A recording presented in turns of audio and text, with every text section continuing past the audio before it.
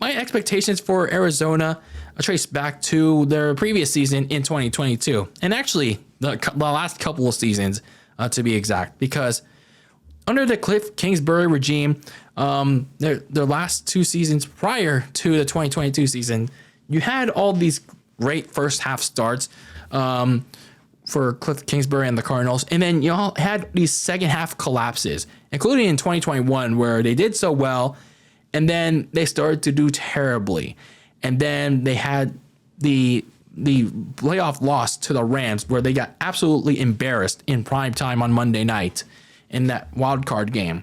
So going into 2022, you had another season full of high expectations where they trade for DeAndre Hopkins. You got Marquise Hollywood Brown in the lineup, but they flopped massively. Yet again, highly inconsistent play and coaching all around. And then midway through the season, you started suffering all these key injuries that just kept on piling on as the year went on. And that the biggest cherry on top of those injuries was one torn ACL to starter Kyler Murray. So especially late in the year. And then they finally made the move after the season ended to fire head coach Kliff Kingsbury, being shown the door, being given his pink slip when, to be honest with you, he should have been fired after the embarrassing playoff loss to the Rams in that wild card game. So kind of odd that they did this now, but hey, it is what it is. So looking at this offseason for the Rams, I mean, it was obvious that they had to find a head coach that could lead this what apparently looks like a rebuild for them. It looks like a rebuild. It kind of looks like a throwaway year for them. So they replaced Kliff Kingsbury with former Eagles defensive coordinator Jonathan Gannon. Jonathan Gannon, we don't know how he's going to be as a head coach. We know how he can be as a defensive coordinator. He led the top passing defense in 2022 with the Eagles, but obviously, as we saw in the Super Bowl, he didn't do exactly well with this play calling against Patrick Mahomes and the Chiefs. But then again, you can't really expect much when you're playing against Mahomes and the Chiefs. So it's hard to stop. They also hired a new general manager in Monty Ossenfort, who replaced the resigned Steve Keim. And there were some other notable events during the offseason. Obviously, you had the retirement of defensive end J.J. Watt. That was well known before the season ended. And then they also released top receiver DeAndre Hopkins. A little bit of a strange move. Maybe it was a cost-cutting move.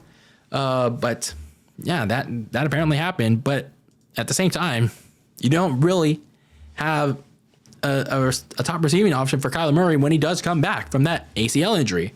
So, yikes. So, looking at all these moves so far for the Cardinals in this offseason, well, the top goal for the 2023 season should be establishing that new relationship between Kyler Murray and Jonathan Gannon. It's kind of going to be pretty hard to do so when they basically don't have really much anything to work with. So, when I looked at their offseason priorities, when I talked about them in my season recap, obviously one of the biggest ones was retooling that defense because there was no pass rush to speak of, even when J.J. Watt was there. Zach Allen, had a solid year, but he's now on the Denver Broncos. So, yeah, there's not really much to work with there with the pass rush.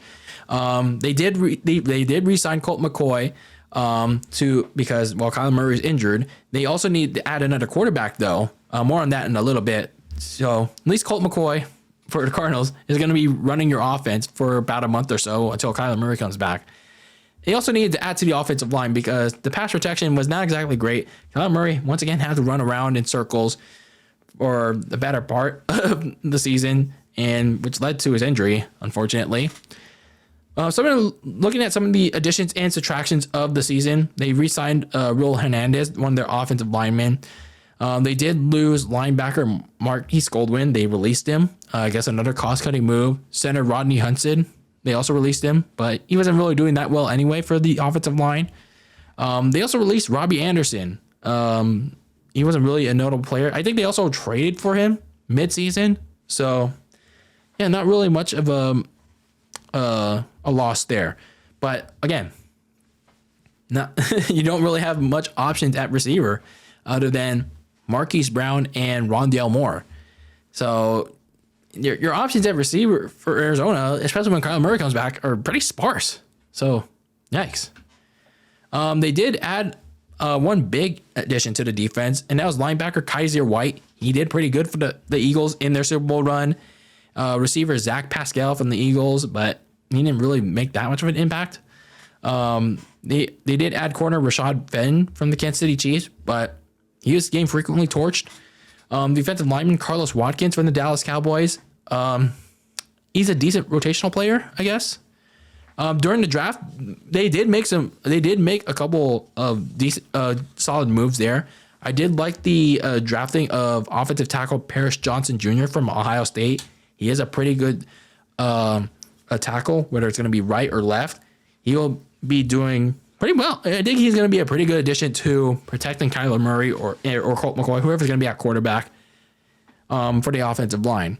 Corner Garrett Williams from Syracuse, so he could be a good boost to that defense.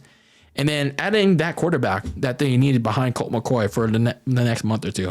I mean, maybe a pet project quarterback if Kyler Murray bombs.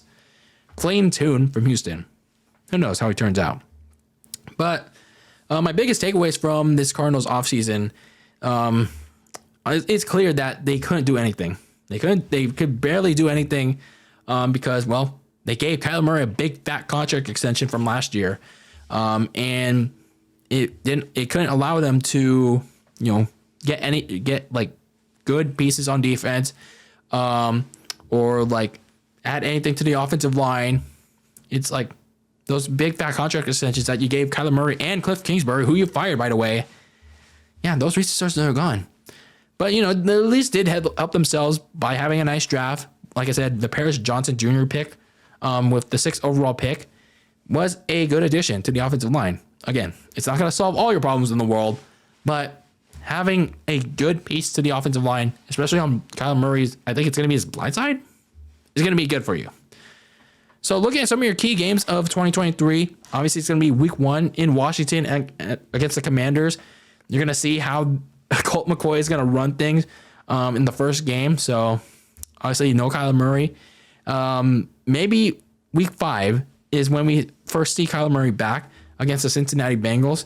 Let's see what kind of rust he'll shake off. How is he going to move against what could be a dangerous Cincinnati pass rush? But we'll see. Let's see how he'll be able to react in that game time situation against the Bengals in week 5 in what could potentially be his first game back. So some of my biggest questions entering the 2023 season for the Arizona Cardinals is obviously, what is Kyler Murray going to look like when he does come back fully healthy? Like I said, with a couple of quarterbacks that had torn ACLs in my season reviews last year, they've looked and played normal as such after a major injury, but a lot of others, not so much. I use Carson Wentz as a big example because he fell off massively. I'm not saying Kyler Murray will fall off massively, but we have to wait and see because even before he was playing, before the torn ACL injury is like he was okay. He was okay. He did make these nice passes, these good off the script throws, but it was just like he was making some weird decisions all the time as well. And considering he only have studied, hopefully not playing Call of Duty, the new playbook of his offensive coordinator, it'll be interesting to see how he operates that offense once he is ready to come back. I'm pretty certain that he probably won't be doing like actual physical drills during training camp or like maybe next month in August. I don't know. Like, who knows how Kyler Murray is progressing during his rehab. So, in a lot of ways, despite a good draft, Arizona's lack of activity and free agency, it really made things difficult for them. I'm not sure how Monty Ossenfort navigated through that process, but certainly the results not looking good so far in their first year of, again, what's looking like a rebuild. So with or without Kyler Murray, and you honestly have a brutal schedule overall. Brutal because of that downgraded roster. In my opinion, Arizona, it looks like they're staring at the goal of the first overall pick in the 2024 draft. And I know that's kind of being harsh, but let's face it, this roster is it's not looking great. It's really not looking great. And you're not having Kyler Murray for the first month or so. It's going to put you in the hole even further. So I'm going to go 3-14 with my prediction, my season record prediction for them. And I say they squeak out a win against Washington, but everything else after that, who knows? It's anyone else's game.